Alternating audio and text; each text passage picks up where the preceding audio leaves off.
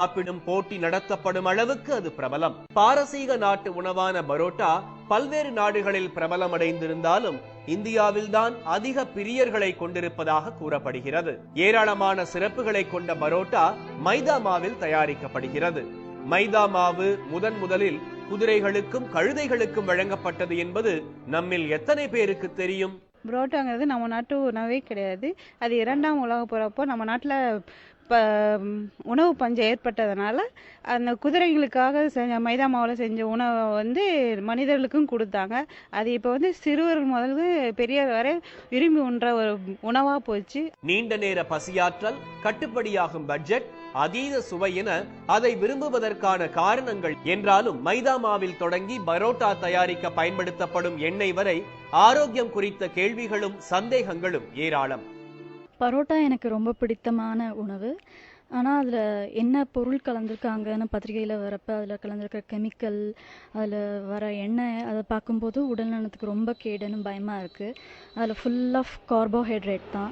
அதனால் ரியலி அதை இன்னுமே எடுத்துக்கலாமான்னு ரொம்ப பயமாக இருக்குது. உணவு சாப்பிட்ட பின் ஒரு மணி நேரம் கழித்தாவது நாம் படுக்க வேண்டும். ஆனால் நடைமுறை வாழ்க்கையில் சாப்பிட்டவுடன் படுப்பது என்பது ஒரு நடைமுறை வாழ்க்கையில் உள்ளது. எனவே புரோட்டா சாப்பிடுவர்கள் சாப்பிட்ட பின் ஒரு மணி நேரம் கழித்தாவது உறங்கினால் அவர்களுடைய உடல் நலத்திற்கு ஆரோக்கியமானதாக இருக்கும். அதீத அபிமானத்தை பெற்றுள்ள பரோட்டாவின் மூலப்பொருளான மைதா நம் ஆரோக்கியத்துக்கு எந்த வகையிலும் உதவுவதில்லை என்கின்றனர் மருத்துவர்கள். கோதுமையை சுத்திகரிச்சு அதில் சில கெமிக்கல்ஸ், பென்சாயில் பெராக்சைடு அப்படிங்கிற சில கெமிக்கல்ஸ், கேஸு, ப்ளீச்சு, இந்த மாதிரி சில இதெல்லாம் யூஸ் பண்ணிட்டு அதில் இருந்த கலரை ரிமூவ் பண்ணணும். அதே மாதிரி அதில் இருக்கிற நார்ச்சத்தை எல்லாத்தையும் வெளியில் எடுத்துட்டு நம்மளுக்கு மாவுச்சத்து மட்டும் கொடுக்குறாங்க. அதான் உங்களுக்கு மைதா அப்படிங்கிற பேரில் நம்ம சாப்பிட்டுட்டு இருக்கோம். கோதுமையின் குப்பை என்று மருத்துவர்களால் விமர்சிக்கப்படும் மைதாவை வெண்மையாக்க பென்சால் பெராக்சைடு, அலாக்சன் உள்ளிட்ட ரசாயன பொருட்கள் சேர்க்கப்படுவதாக அதிர்ச்சி உண்மையை உடைக்கின்றனர் சமூக ஆர்வலர்கள். இந்த ரசாயனங்கள் எதற்கானவை தெரியுமா? அதையும் அவர்களே கூறுகிறார்கள். இந்த பென்சாயில் பெராக்சைடு என்பது நம்ம ஒரு மருந்தாக பயன்படுத்துகிறோம். சாதாரணமாக ஒரு ப்ளீச்சிங் ஏஜென்ட்டாக பயன்படுத்துகிறோம். ஹேர் டையில் கூட இது இருக்குது. இதோட கூறுகள்லாம் இருக்குது. இது ஒரு it's purely a chemical. Alloxan என்று சொல்லக்கூடிய அந்த ஒரு கெமிக்கல் இவங்க சேர்க்கலைன்னா கூட இவங்க சேர்க்கக்கூடிய மிச்ச பொருட்கள் மூலமாக அது உள்ள உற்பத்தி ஆகிறது. பரோட்டாவின் சுவைக்காக சேர்க்கப்படும் அஜினோமோட்டோ உலக நாடுகளில் தடை செய்யப்பட்டது என்றால் நம்ப முடிகிறதா? இதனால் வயிறு சம்பந்தப்பட்ட நோய்கள், நீரிழிவு நோயுடன் இளம் வயதினருக்கும் மாரடைப்பு ஏற்பட வாய்ப்பு இருப்பதாக நிபுணர்கள் எச்சரிக்கின்றனர்.